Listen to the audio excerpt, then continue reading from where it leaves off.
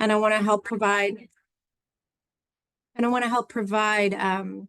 support to families in our district who don't feel they have access to resources. On a personal note, I grew up in Queens. My parents were working class immigrants who barely spoke the English language when they were raising me, my brother, and my sister. And I remember how frightful, how stressful times were for us. So thank you so much to our guest speakers tonight. Julie Sa, I just like her automatically because she has the same name as me. And Ismerlin Izzy from the Center for Family Representation, a Queens-based nonprofit organization that is supporting and legally advising families in child protection cases. And with that, I'll just pass it on to our guest speakers. Thank you. Thanks so much, Julie. It's a little weird to see my own name up there, but we're so excited to be here. And thank you so much for having us. So just as a little background about me, I guess I'll introduce myself. I am the litigation director of the family defense practice for the Center for Family Representation in Queens County. I'm a lawyer. I've been in that role for about 13 years. Prior to doing that, I had other careers. I was a corporate litigator and I was a book editor, among other things. And I have really enjoyed working in Queens in my community, supporting families and using the sort of legal storytelling and social justice skills that I've picked up along the way to help families and to elevate their voices and to give them opportunities to access robust legal and social work representation.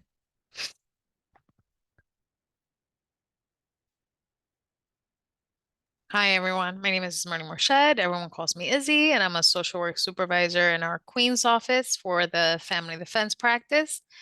And I am also a supervisor in our community advocacy project, which assists parents through investigations. And I've been at CFR for I think I made 11 years, April 8th, so this month. So it's a place that's very close to my heart, and I love Queens.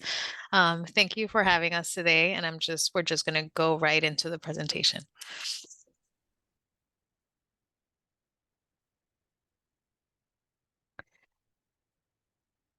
So here's what we're going to talk about today. We'll talk a little bit about CFR, who we are, what we do.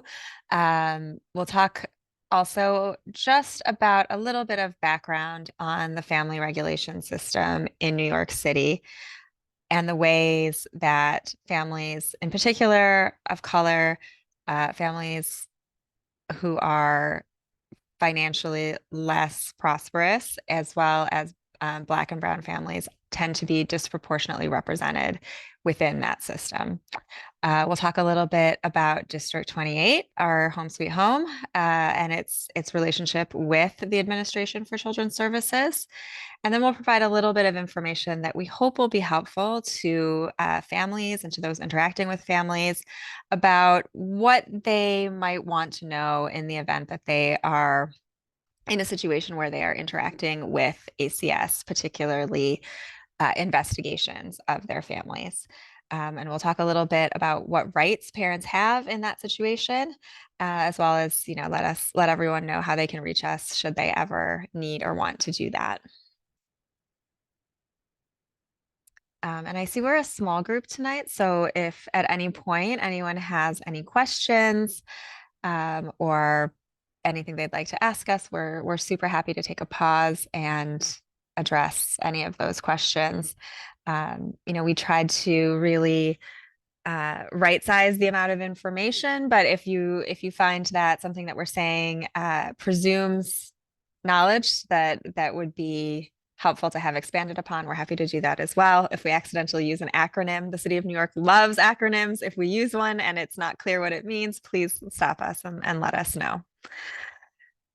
Lastly, we can't give any personal legal advice, and the presentation is meant for informational purposes only. So yeah.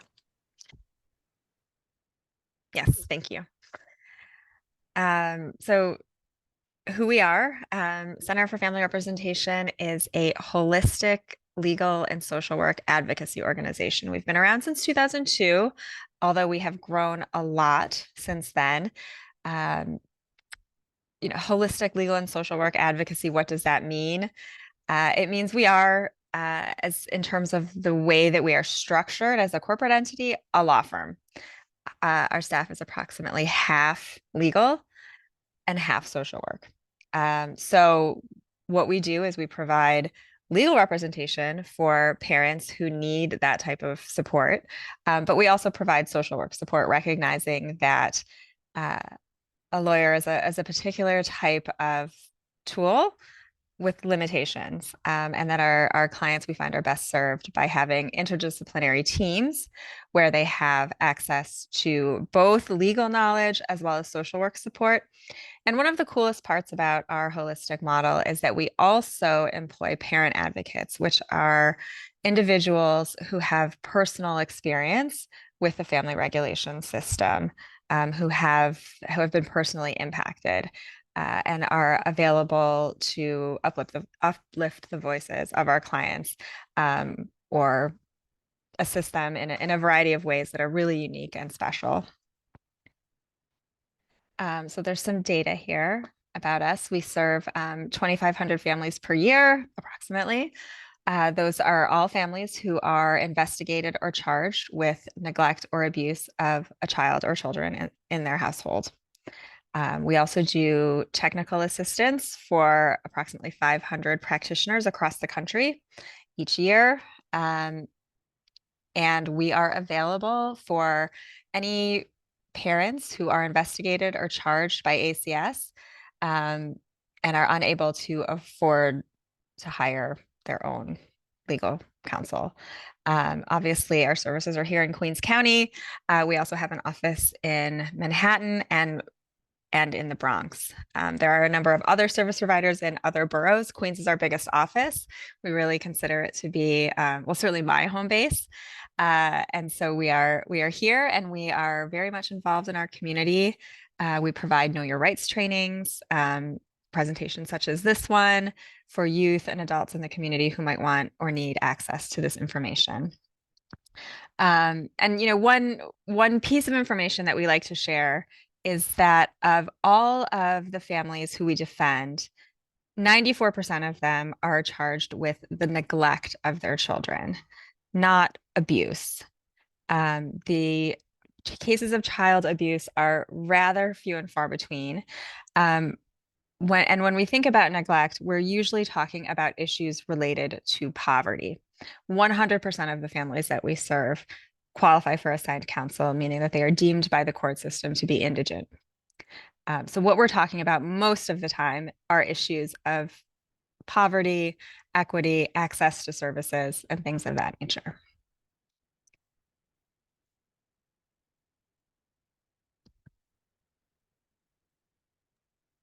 So what we do, I think Judy talked a little bit about where we are. So, we're in Queens, Manhattan, and the Bronx. Our screening criteria for each borough is a little bit different, but we are the primary providers for Queens, which is, we usually, if anybody's contacting us, we will ask for like conflict check information before working with the family. So we need to know the names and dates of birth of the family composition just for conflict check purposes, but that's for our investigations or community referrals. And then, for anybody who has an active court case, the judge is usually the person who deems the person eligible and assigns us.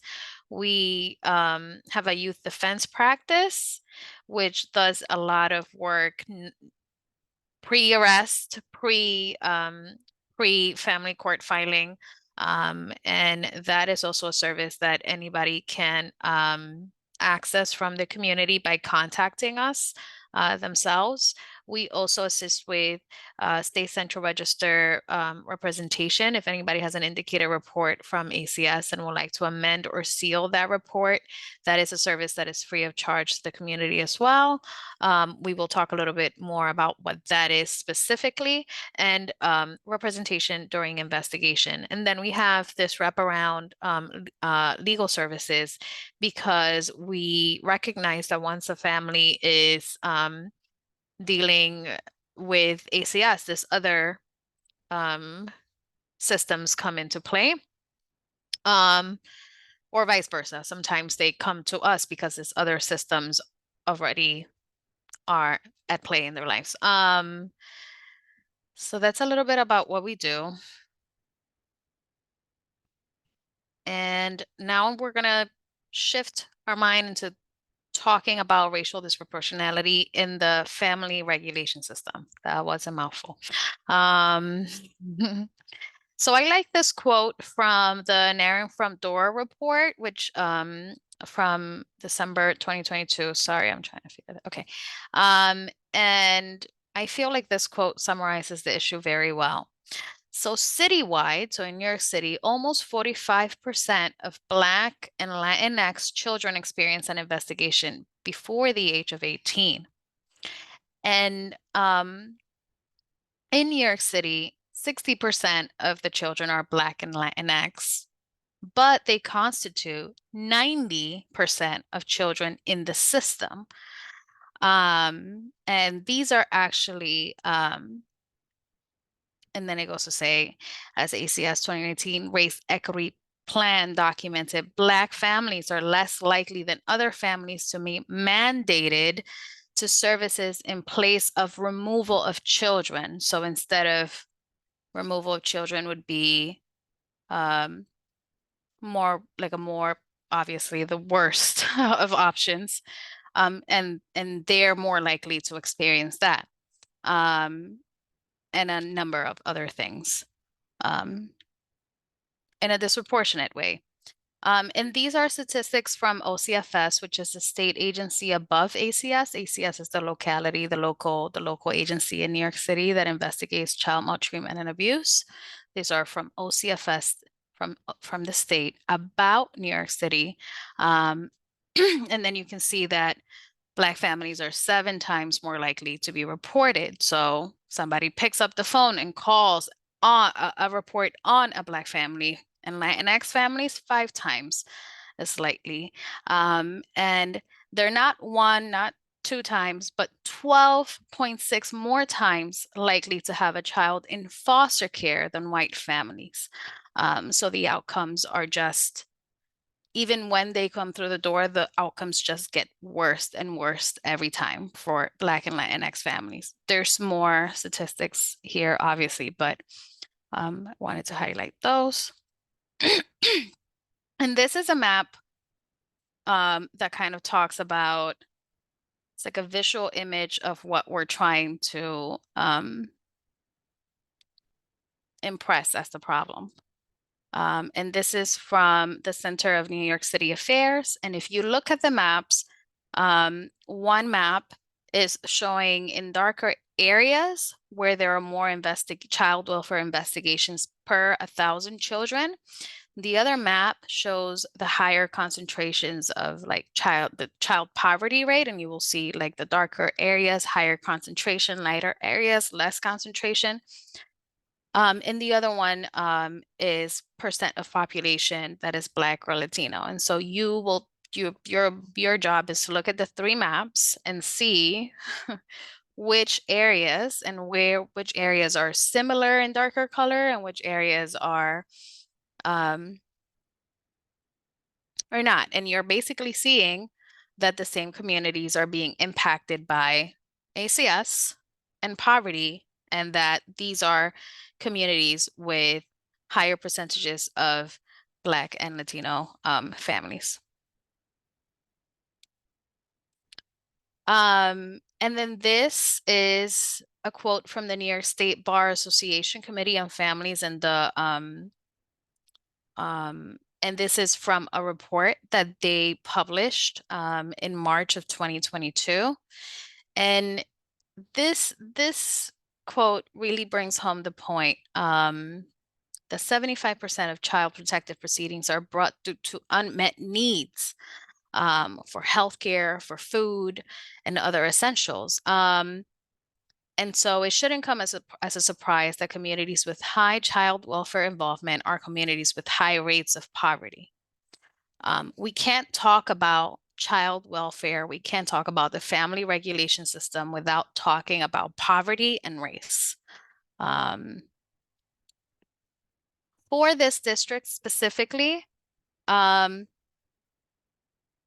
think Jamaica is one of the communities that falls under District 28, CEC District 28, and it ranks second in consolidated investigations for the year of 2022.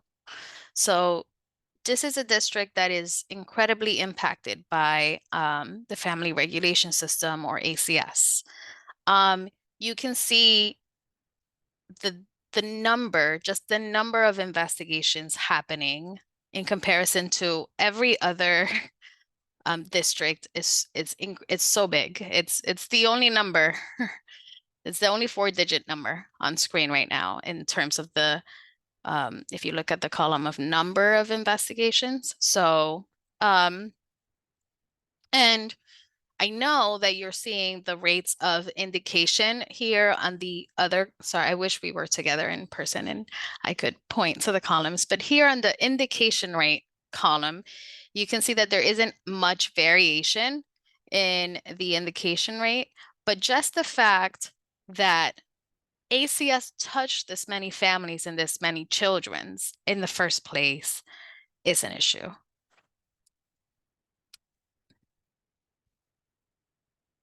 So who can make a call to the state central register, which is the same as, I think a lot of people don't know, this is like the term for the child abuse hotline. It's the state central register. That's who you're calling.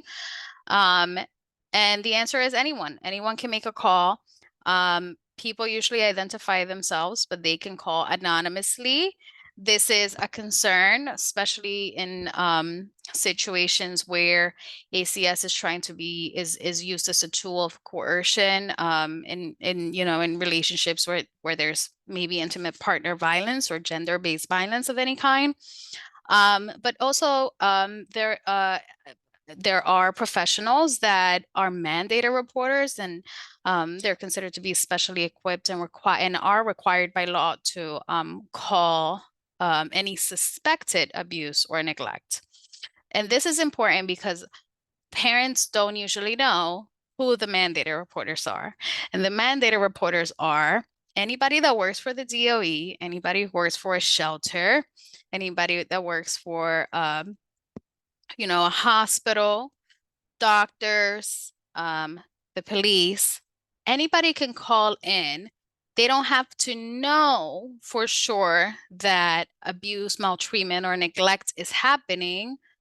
They just have to suspect that something is wrong. So this can be hard for some of the parents that we work with to kind of make sense of, because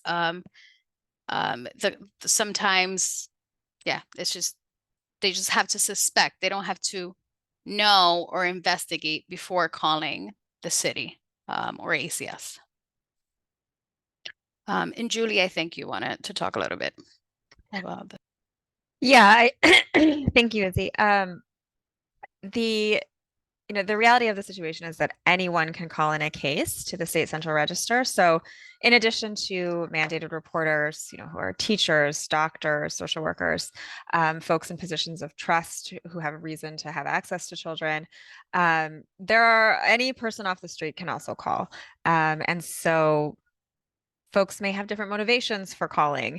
There may be reasons, and I think Izzy touched on that a little bit about why folks may call the state central register, but no proof is required, right? All you have to do is call the state central register and say, I think a child somewhere in New York City is being maltreated or abused, and it will initiate a investigation of that family. Unless the information provided is not, even if true, would not constitute abuse or neglect. But for the most part, the city of New York is required to investigate each and every call. The breakdown of the calls is that the majority do come from mandated reporters. So about 75% are from folks in these positions of trust. The number one reporter to the state central register is the school system. this figure of 25% of reports coming from schools includes all schools, all ages, public and private. But it is overwhelmingly likely that when cases are called in, there is a school involved. There may be other mandated reporters, there may be police involvement, there may be a hospital or a doctor, but typically, because children spend time in school, we see reports coming in from the public schools, and an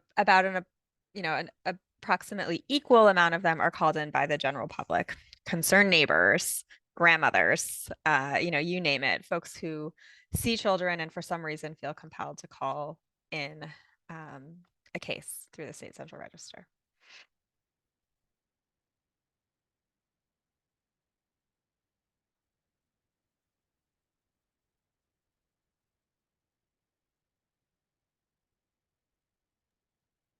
So I think some general considerations about ACS, because ACS is not only doing the investigations that we're talking about, the child protective investigations. ACS also has services that other services that they offer families. Like you can walk to the ACS office and ask for services and not have an ACS investigation.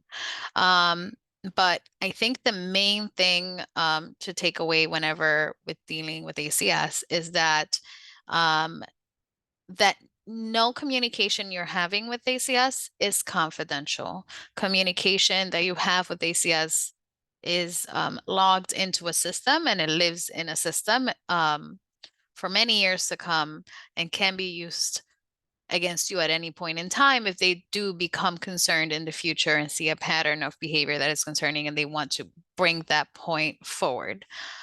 So no communication is confidential, regardless of what track you're working with ACS on. And you may be collaborating with ACS on services, but and think that's a collaborative relationship, and it probably is. But if at one point you decide to change your mind and not participate in those services, it doesn't necessarily mean that ACS is, in the same mind. It's going to be in agreement with whatever you are deciding. So yes, ACS offers services. Yes, they can refer you to services. Yes, you can be collaborating with them when thinking about services, but ACS has the final say on what services they think you should be doing and impact the well-being, or what they would consider the well-being of your child, the well-being and safety of your child. They are also the agency that is going to be prosecuting a case in court against you of neglect and abuse if they do decide to file one. So this agency that you're working with is also the agency that's responsible for prosecuting cases against you, which I acknowledge might be a tough position for ACS to be on, but also puts parents in a very tough position, right? Because you're working with the person that's supposed to be working with you, but also prosecuting you. And I think in recognition of how difficult all of this is, the issues of disproportionality in the system, because of all of this, the city has made available services to parents, early defense services, where they can consult with parent defense organizations to provide legal early defense advice to parents when there's an investigation. So you can call any parent defense organization in any of the four boroughs right now and get help.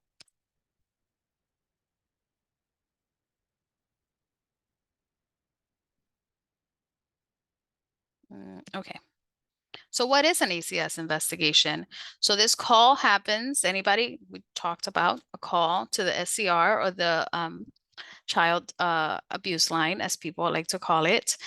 So the call happens. Whatever you say on the call becomes something that somebody writes down, and it becomes an oral report transmittal, and it's sent to the local agency. In New York City, it's ACS, the Administration for Children's Services. They then send out a child protective specialist, or emergency staff ECS, and they respond on weekends or like after hours. But ACS then becomes concerned about having contact with the child within 24 hours. So they have to have contact with, or they have to have made attempts to have contact with the child within 24 to 48 hours. And then there's an investigation that lasts 60 to 90 days, ACS would say. 60 days is the period that they have to make a determination of whether the investigation is indicated or unfounded, but they can choose to extend the period of service that they're working with the family for 30 days if they think that it would be helpful for services reasons to like put in services in the home, preventative services, or whatever else. And what does an investigation look like? It could be any of these things here, right? I mean, we can think about any kind of investigation, not just a child protective one and what happens, right? But with ACS is going usually to the home or the school, oftentimes the home, to see the child, to see the conditions in which the family lives. Does the child have a place to sleep? Is there food in the home? Does the child have clothing? Is there anything and everything that is in your home can become a concern to ACS. So you will not get notice of when you're getting your home visit. So I always like to ask people to think of the worst day of the week that they could get a knock at the door. And it's a surprise. I have 2 little babies at home. And I always think about like, I think Tuesday afternoon might be a tough week, right? Like a tough time, right? Because you got to get those dishes, you got to get dinner, you don't know, all the toys are all over the place. I don't get notice that ACS is going to visit me on a Tuesday afternoon. They knock on my door. What's ACS going to see, right? So I always like to ask people to envision that moment. And whatever they see is something that they write down. They might ask to examine my children's bodies and for bruises or marks, and it doesn't necessarily have to be part of the concern that warranted the call to the state central register in the first place. They regularly like to do that on cases. They might ask to take photographs. They might do interviews of you or your child. They might knock on a neighbor's home and do interviews. They will do interviews of anyone that they get the information off or they think is important for investigation purposes. When ACS is doing that investigation, within that week, ACS is getting information from other agencies in New York State and New York City about the family. So they're getting information about if there's any domestic incident reports, they're getting criminal background checks, they're getting to see if there's any active or old orders of protection because they have detectives who are investigative consultants in the office, not active NYPD detectives, but they have consultants in the office who do these checks.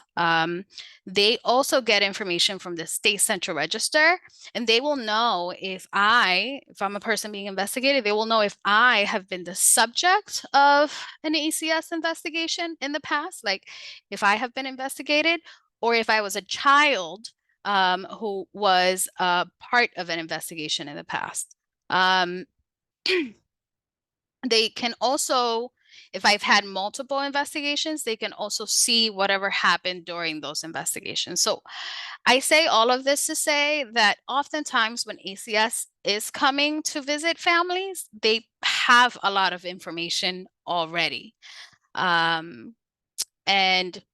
families are unaware of how much information ACS may have. And during the investigation, ACS can gather other information from other agencies that they are in contact with. But anyways, there's a lot on this slide.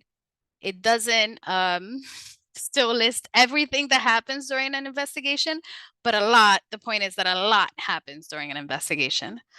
Yeah, I mean, I would just add that ACS takes, an incredibly broad view of their mandate in terms of investigations.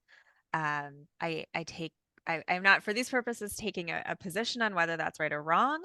But regardless of how narrow the original call to the state central register might have been, it might have been about, for instance, truancy of school by a teenager, right? A kid is not going to school, so a call goes in because they're not getting their education.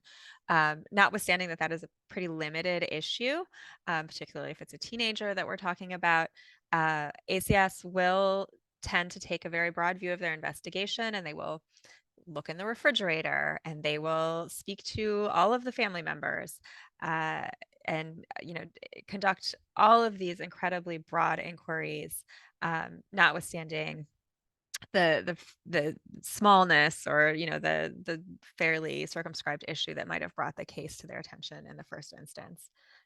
So I think it's just people tend to be rather surprised about how broad it is that your teenager wasn't going to school and now someone is looking in your trash can and questioning the number of beer bottles there, for instance. So I think it's very helpful to just sort of imagine someone looking into all aspects of your own life, all of these things, and what that might look like to an outsider. Thanks, Julie. And expanding a little bit more on what I stated before, ACS, city agencies are expected to work with ACS. So, for the Department of Education, for example, if I am an ACS worker and I need to see a child and the parent has not made the child available to me, I can go to the school. And the school is required by, by their guidelines to produce that child to me, to let me, the ACS worker, see the child. I can also do a body check with another person present that's not a parent. And the school's not required to give notice to parents that this is happening, and will not ask for consents before this happens. I'm sorry. The DOE can also release information like IEPs, attendance records, and other records that ACS might find or ask for during their investigation. And I'm sorry because I may not be, I don't know if there's something happening in the chat or not. I can't see the chat. The ACS can also pull limited information about shelters. ACS can pull limited information about your public assistance case. ACS can not only pull information about your criminal background, but they will and are encouraged to report cases that they think are necessary to the NYPD. They will also work with the NYPD to make home visits and be allowed in the home prior to court orders being issued. But yes, I think it's just important to know that, once ACS is involved, there are multiple agencies are going to be, sorry, Simone raised her hand. Yes, because I received personally a message, and I also saw that there's a question that has not been addressed. The first question was, what happens when the foster care system is indirectly abusing the mother through other agencies? And then the other question I got is, what happens when ACS are not doing their jobs to make the child available?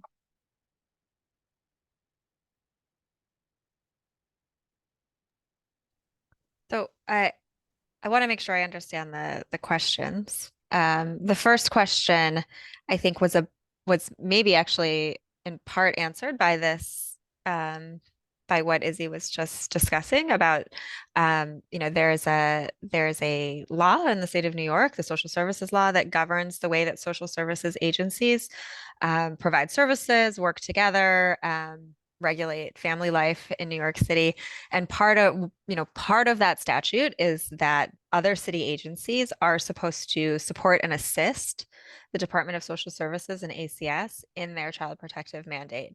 So, this is like Izzy was saying, we'll often see other city agencies getting involved with ACS at the investigation stage or at other stages of ACS's interaction with a family, providing information, perhaps providing services to the family.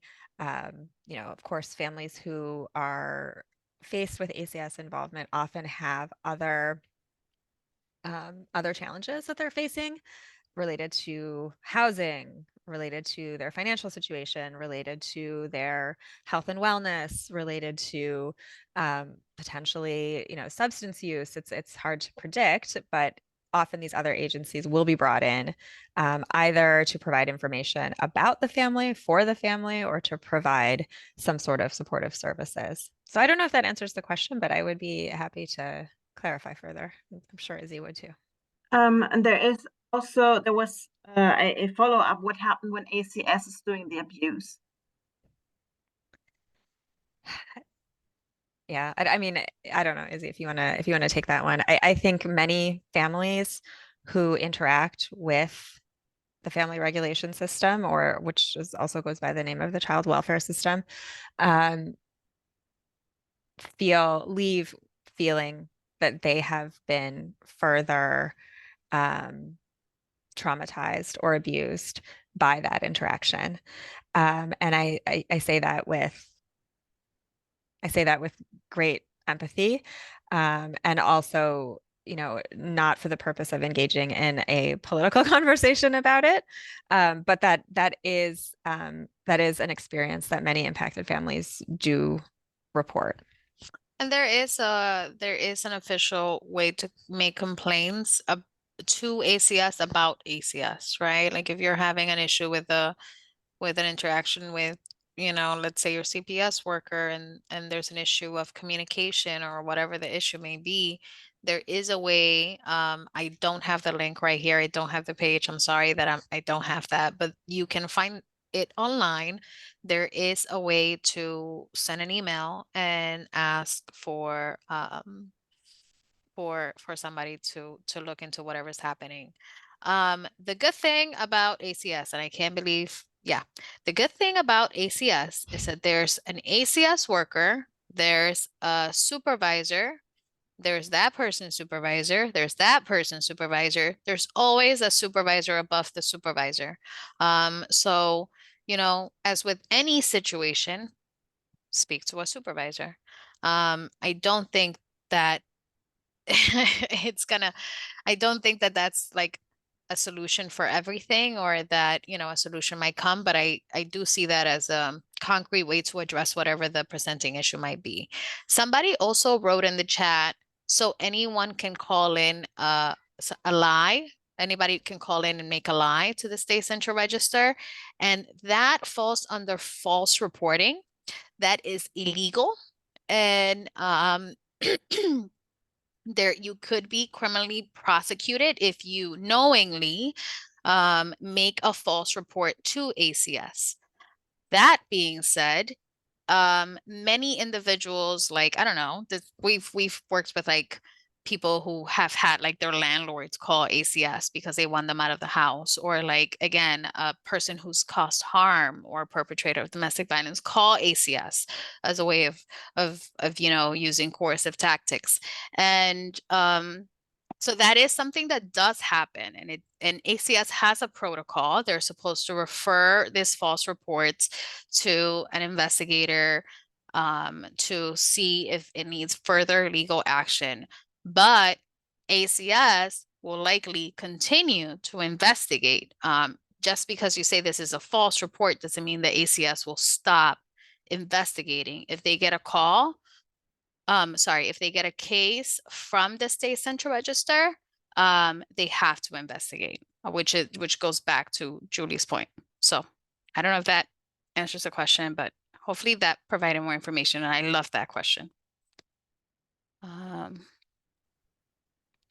And Yeah, this is a slide about what the consequences, once ACS is involved can be.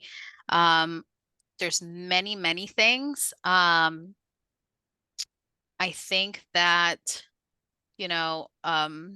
it's important to highlight that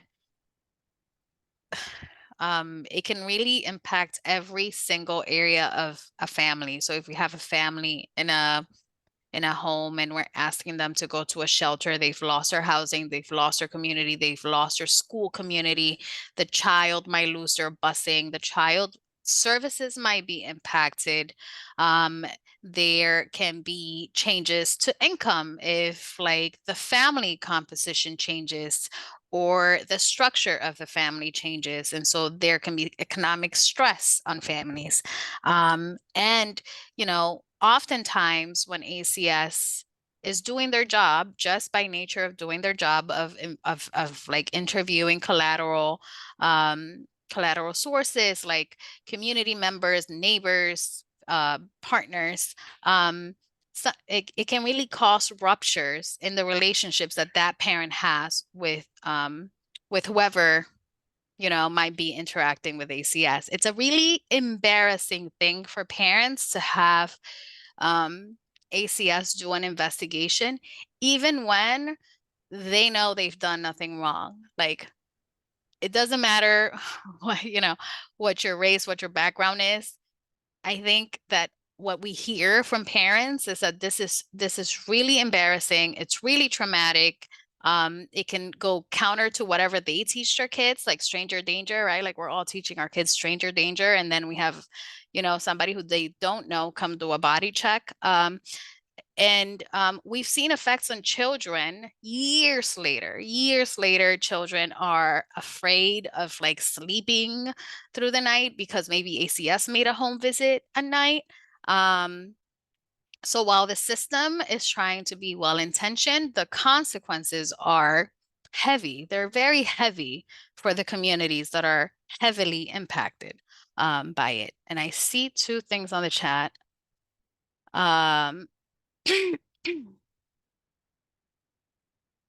Okay, so those were comments. I'm so sorry.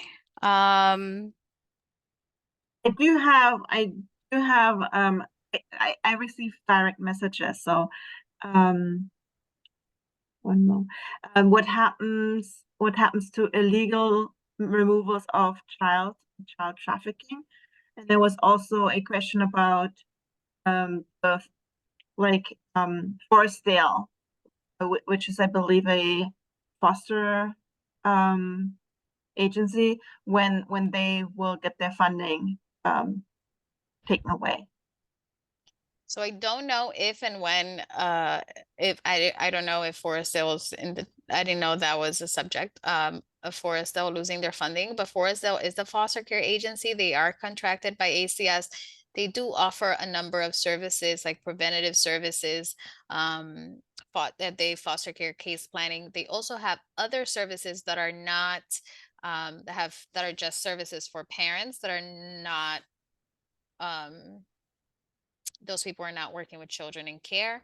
We're working with the parents. They have a strong mothers program and they have a strong fathers program, which offers parenting classes, anger management, domestic violence classes, and other things. So that is what I know about Forestdale. I don't know about them losing their funding. Another thing that is, I think, interesting to this district is that the Child Advocacy Center is actually on Queens Boulevard. I don't know what the right address is, but it's the Child Advocacy Center is on Queens Boulevard, and this is a place where there is a multidisciplinary team, an ACS investigator, a police investigator, and somebody who's been trained to do forensic interviews of children. And this is where cases of abuse, where there's a question about abuse of a child, either like severe physical abuse or sex abuse. This is where people are asked to voluntarily come for questioning and for examination of the children. I think those things, and I feel like, did I miss something else, Simone? You asked the second question? No, I think as I'm only the messenger. I don't Oh, know. the emergency removal, the Yeah, illegal removal of illegal children. removal. Yeah. Okay, so ACS has the power to conduct emergency removal of children without a court order if they see that in like the child is, I'm gonna let Julie take that one because she's the lawyer. Yeah, so you know, typically, and we're gonna get in a moment into sort of the portfolio of rights that parents have. But as you might assume, the state does not just have the power to come and take your children under normal circumstances. They need a court order in order to do that. However, the legislature has invested in ACS the authority, if they believe that they have walked into a situation where a child is in imminent risk of harm, and real harm, harm to life and health, that they have the authority to take that child on the spot and remove them from that situation. And that is not technically illegal. That is a power that they have been given by the government, uh, on the theory that there will be some situations where a situation will be so dangerous, so injurious to the safety of a child, that it is necessary to take them on the spot.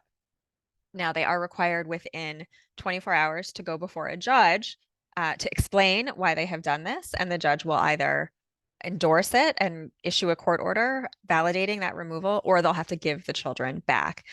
So there is technically nothing illegal about their doing that, assuming that they have done so, in accordance with those principles. If they remove a child and do not go to court at the earliest opportunity, the next day that the courthouse is open, at that point, there could be legal implications. So I don't know if that answers the question about the illegal removal. That's sort of a case by case legal question, and I can't provide specific sort of advice around a fact pattern here, but if there are community members who are facing a situation where they feel that a child may have been improperly removed, I would encourage them to reach out to the resources within the community. They could call CFR. We could certainly provide some referrals if we can't help directly. There are agencies and law firms who are, under some circumstances, willing to take on pro bono representation of folks with civil rights claims around those things. We are more of a direct services organization who help individual families, but there are other law firms, other folks out there who are interested in taking on those cases. So I would encourage anyone who has concerns along those lines to explore that.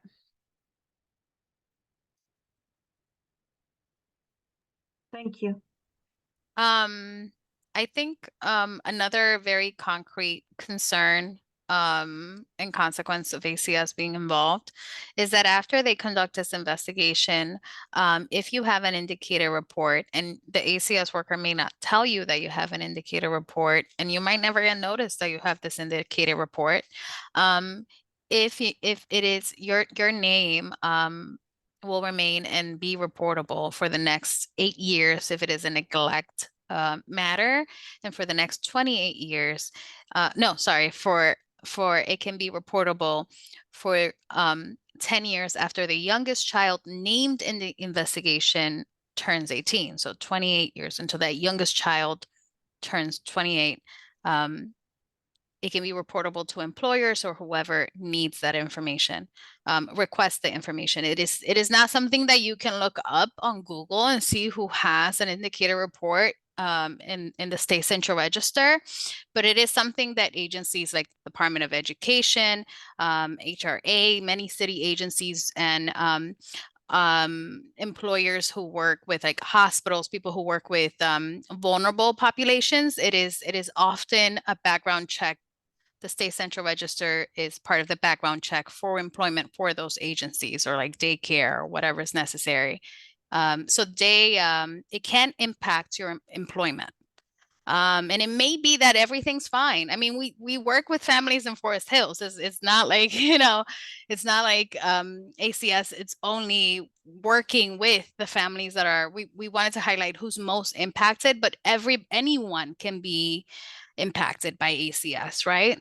And it could just be 2 knocks at the door, everything's fine, but your investigation is indicated, you don't know about it, you might find out from your employer, which is really uncomfortable. And it can impact your ability to be a foster parent or a foster care, a resource for supervision of visits or whatever is necessary, a placement resource maybe, if like a family member is impacted by ACS, for other children, and custody proceedings. And so this is something that families can access services for. You can ask to amend or seal your reports in the state central register, but there is a process to do it, and there is, again, representation for that. But yes, that was a lot. And there's, like Julie likes to say, there's a whole presentation just on this. So this is a little bit complicated, but important to just kind of like mention and put on everyone's radar. If you do get that letter saying that you have an indicator report, this is what it looks like. It's a lot of words. But the most important thing is that you see bolded, indicated. And when you see that, then you should sit down, take some time, read it carefully, and do whatever it directs you to do, because you only have 90 days to respond from the time you get notice. From the time you get this letter, you have 90 days, 3 months to ask for this report to be amended or sealed. Okay. I'm going to turn it over to Julie. Thanks, Izzy. I see there's a question in the chat. Do those agencies you refer work for you?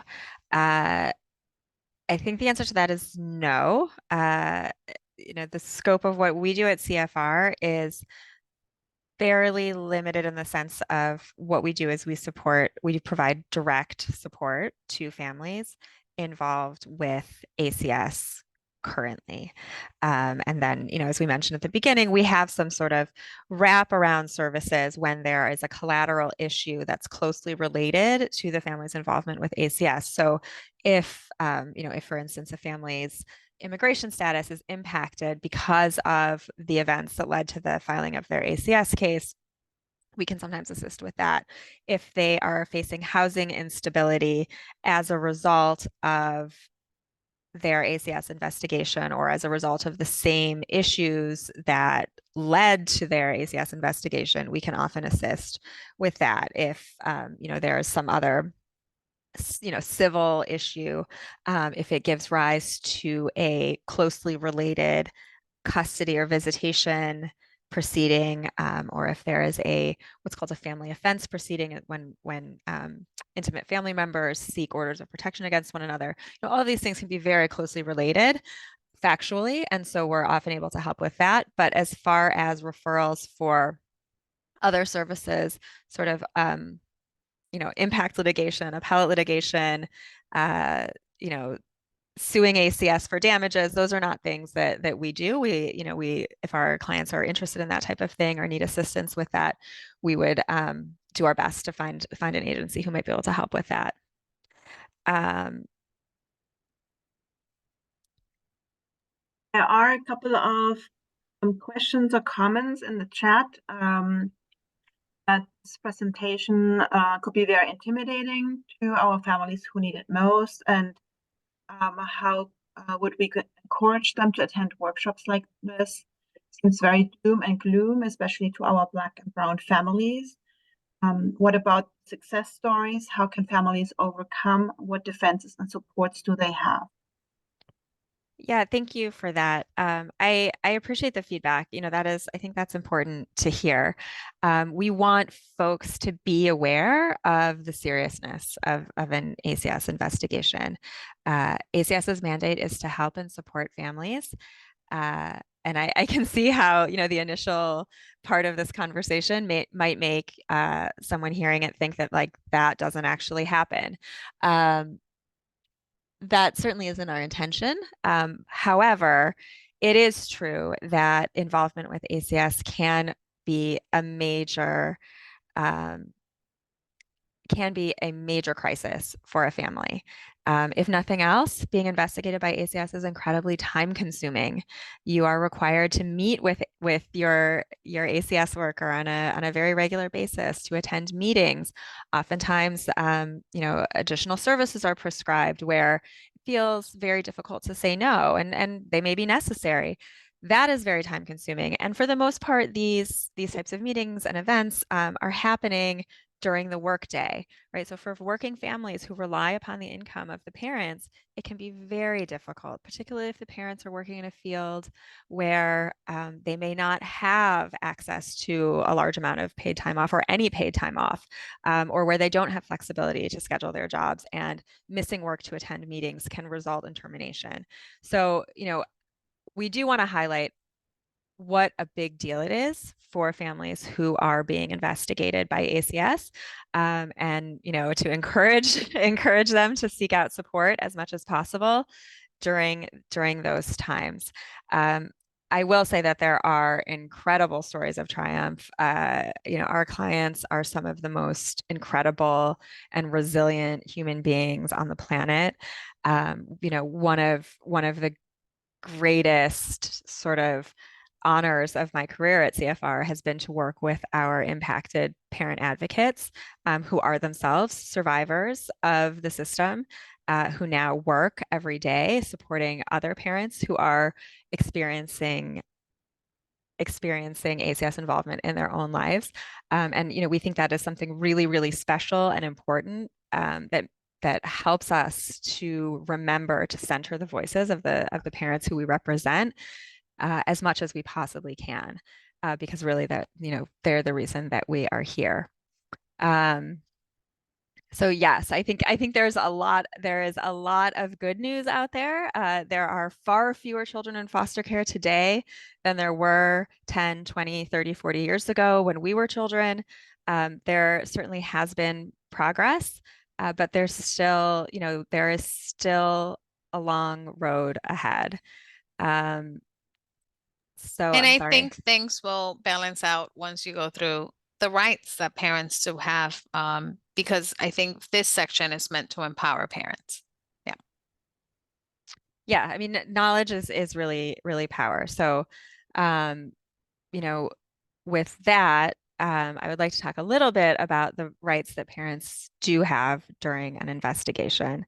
So, we will start right at the top with the United States Constitution, which I think most folks are familiar with, that really provides the baseline for civil rights in the United States. The Supreme Court has ruled a number of times over the years about the rights that families enjoy.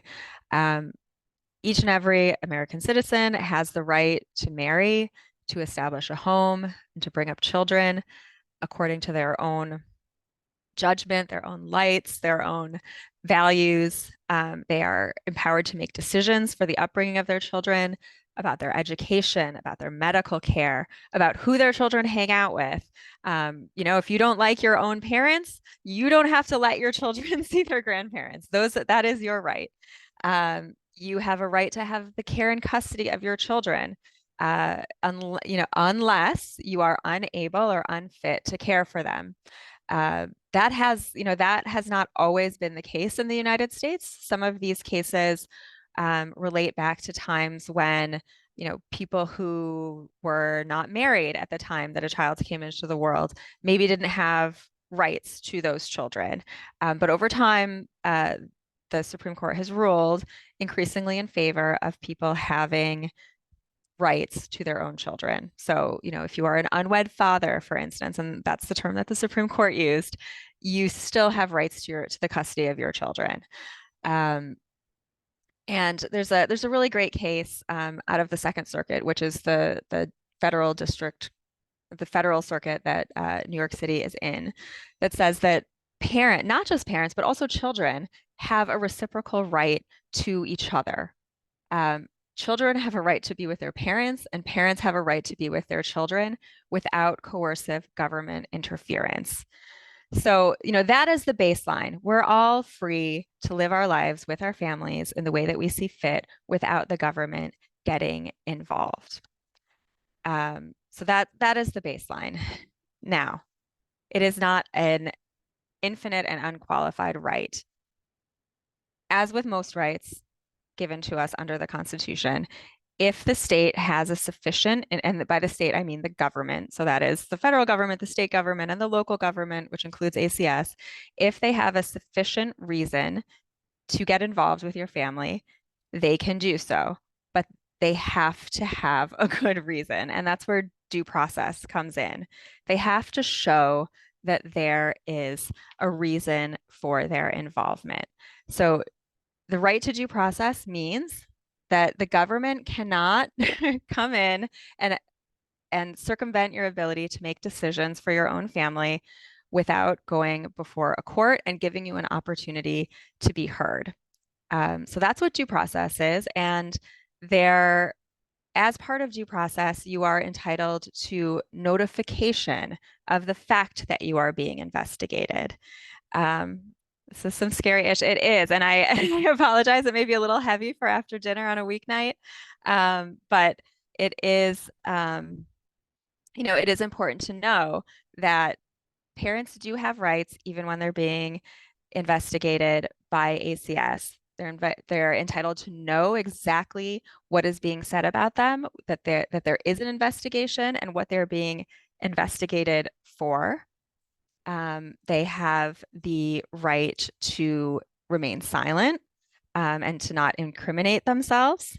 That's the Fifth Amendment of the Constitution. Parents have a right to privacy. So parents have a right not to sign releases or to give over every piece of information about themselves, whether that's medical information, information about their mental health, information about their history of substance use treatment, information about their children's special needs, if any, information about their medical, whether they've been hospitalized in the past. Parents have a right to retain privacy in that information. And parents also have retained their rights to consent to things that happen to their children, to consent to an individualized educational plan, to consent to a child being taken to the doctor, to consent to a child being vaccinated. Those are all rights that parents retain and that cannot be taken away from them without proper process under law.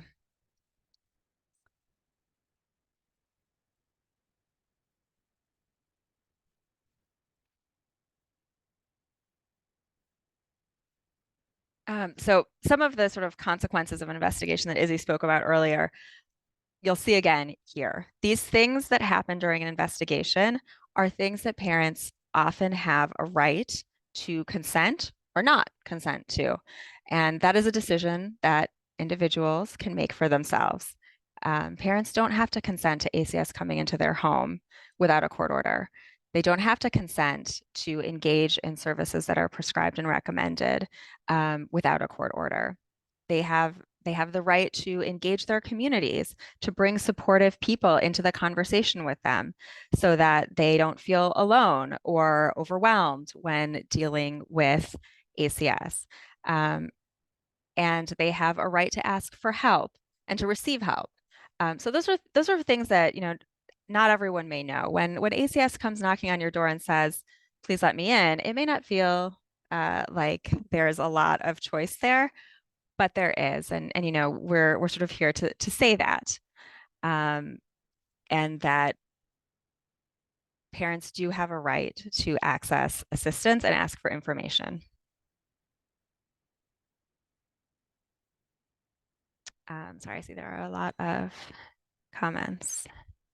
Yes, I think Venus is sharing some feedback, so I want to connect with Venus a little bit more about that feedback. And then Carlita is sharing some of her personal experiences.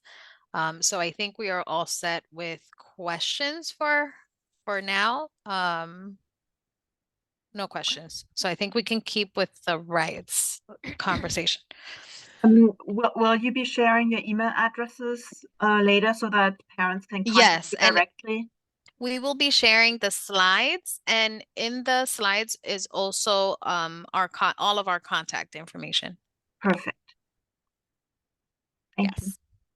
So, those rights that I just spoke about are the rights that a parent has during the investigation phase of their interaction with ACS, right? So if you go back to that earlier slide, you don't actually have to go back, Izzy, but if you think back to that earlier slide, you know, the call comes into the State Central Register, ACS goes out to the home and investigates.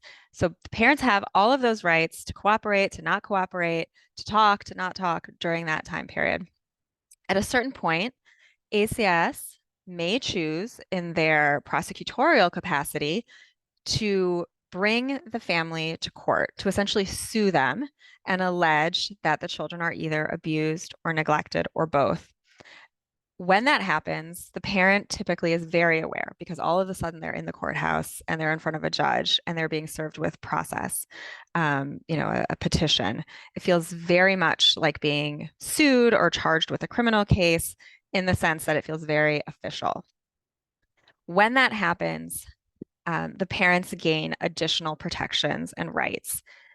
In the state of New York, and this is not the case everywhere, so we are fortunate in this regard, parents accused of the abuse or neglect of their children are entitled to legal counsel if they cannot pay for it themselves.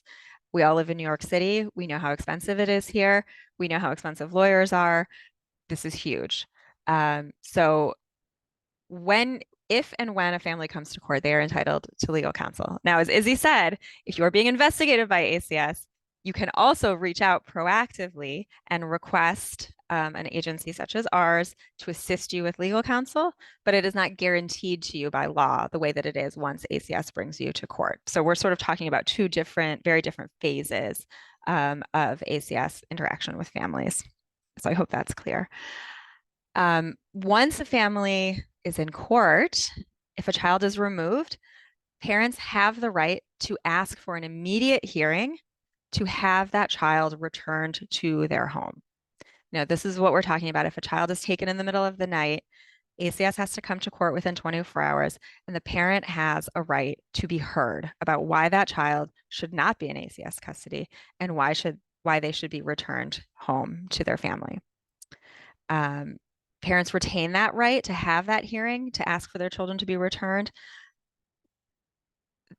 for any period of time while the child is with ACS in ACS custody up until a judge finds them to be guilty of abuse or neglect. So parents can ask for that hearing to have their children returned. That is a right that the legislature has given to them. When children are in foster care, whether they have been removed on an emergency basis or subject to a court order, parents also have a right to see their children, to visit with them. And they have an ongoing right to participate in the children's lives and make decisions as much as they are able. So, for both of these, for participating in the children's lives and for visitation, the standard is supposed to be one of keeping the family's interactions as normal and as full as possible, notwithstanding whatever issues led to the separation of the family. Does anyone have any questions about what that means? Okay. Parents also have a right once they're in court to receive information about what's happening to their children and to provide information to ACS about their children. You can imagine when a child is removed from home, what a catastrophic moment that is for the family. But parents have the right to make sure that their child has what they need to mitigate the harm of that experience as much as possible. So this is everything from making sure that the child's prescription medication goes with them, to making sure that their favorite toy is with them, their pajamas, their food preferences are known. All of these things are rights that parents retain even when they are in the situation of having a child removed or being in court charged with abuse or neglect. They're also entitled to services to address any of the issues that are alleged to have brought them to court. So if if ACS is alleging that there's a situation in the home that is preventing the child from living there, parents are entitled to services to address those issues. And that can be a really broad range of services depending on what the issues may be. It may be as simple as something as home repairs. It may be mental health services. It may be any number of things to help the parents access what they need to address any relevant issues. Okay. So for folks who get that knock on the door from ACS, there are a lot of different things that parents can do in that situation. But, to name a few of them, one thing that they can and should always do is try to reach out to a legal provider of early defense legal services. There are going to be questions that lawyers and social workers and family advocates and parent advocates can answer. They can help you think through how you want to proceed. We always encourage also parents who are being investigated by ACS to ask for identification. Find out who you're talking to, write it down. You may want to call the supervisor, as Izzy suggested earlier. You may be contacted by someone else later who doesn't seem to know that you've been contacted before. It's good to make sure you know who you're talking to, what agency they're from, what their name is, what is their phone number, so you can get back to them if you need to. Parents can always ask what the allegations are. Why are you here? Why are you contacting me? What happened? Don't have to wonder. And parents are entitled to ask for documentation from the folks investigating them, whether that's a business card, whether that is how to reach the higher ups at ACS if they don't feel that the interaction is going the way that it should. Any information that ACS has about the parent is something that the parent is free to ask for.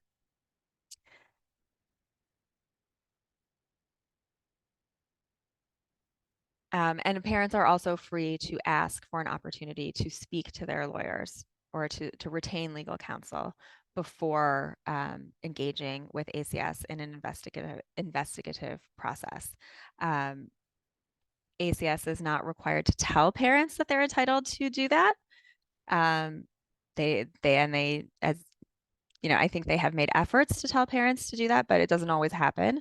And so if parents don't know, then they can't do it. So, it is important to remember that it is a right to consult with legal counsel, someone like CFR, before engaging with ACS. It is your right. So here is our contact information. As promised, the investigation help email address is probably the best one for folks who are experiencing an ACS investigation. It goes out to a number of different folks at our agency who are really in a position to help, including Izzy. Yes, and the other emails, if you need to amend or see an indicator report, if you've dealt with ACS in the past and you don't know if you have an indicator report or not and want to find out, our SCR advocacy practice deals with that, and it's happy to help. And we also have a youth defense practice, to help anyone 7 to 17 years old that might be in trouble. So I'm going to stop sharing our screen for now, and I am going to thank everybody for sitting through the presentation and listening to us for the last hour and 15 minutes. Thank you so much. I wanted to ask, thank you, Julie and Izzy. I wanted to ask, because this is not directly related to your organization, but before I reached out to contact you, I asked other parents if they knew about an organization, and I came across a parent-led organization, and I wanted to ask if it is appropriate to share that information here. Yeah, okay, because then I would do that. Yes, there are many organizations that are parent-led and are changing the system, and we are, yes, they've done a lot of work. So there's Rise, which is an organization, Rise Magazine. It's a publication organization that helps parents work through whatever they've dealt with in the system, and youth too who've gone through the system, and they do writing, and they do advocacy, and they do restorative work. There's also JMAC for families, and she's very easily accessible online, and she does a lot of policy work and advocacy for parents, a lot of education. Radical defender of the community. That's how I think of JMAC. There's also Movement for Family Power, which is a policy, and it's a policy and publication. Like they put out information to bring awareness to different issues locally and less locally about the family regulation system. So those, I didn't put those on the slides, but those are organizations anyone can connect with to get more information, or to get connected if they're curious about anything, if they want to do any policy work. That's where it is. Yeah. And I don't know if we're going to send out an email to the participants after, or like if there's any, I can send out links to these organizations later on.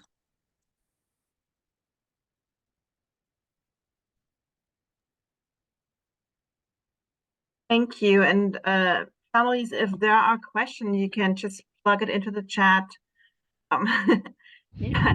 Thank you, Venus, for your helpful feedback as always. Thank you so much.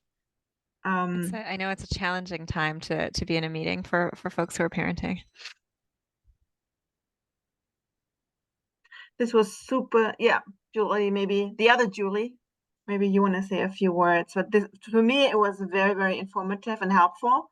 And I will do my part to spread the word about your organization and the work you're doing, and trying to connect you so more families are aware of you and can seek your help when it happens. Yeah, I just want to echo Simone and thank you.